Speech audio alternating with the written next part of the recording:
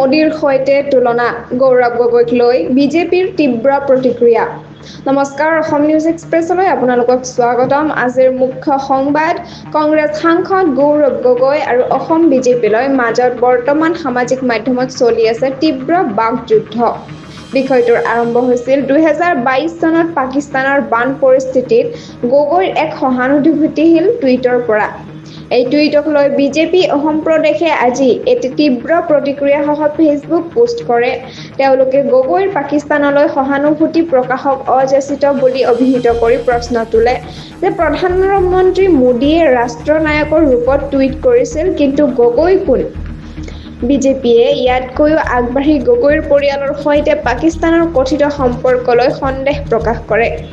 লগতে তেওঁ পাকিস্তানৰ বিৰুদ্ধে ভাৰতৰ ক্ৰিকেট বিজয়ত গগৈ কিয় বিমৰ্ষ আছিল বুলি ঠাট্টা কৰে।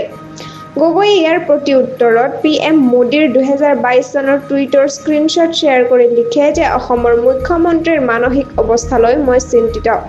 তেওঁ প্ৰধানমন্ত্ৰী মোদীৰ সহানুভূতিক পদক্ষেপক বিশ্বাসঘাতকতা বুলি ক'বলৈ যত্ন কৰি আছে। এনে লোক মুখ্যমন্ত্ৰী হোৱাৰ যোগ্যনে? বিজেপিৰ অন্যান্য মন্ত্ৰীবৰ্গও এই বিষয়ত গগৈক ভুল সহানুভূতি আৰু পাকিস্তানৰ ভাষা ক'বলৈ অভিযুক্ত কৰে।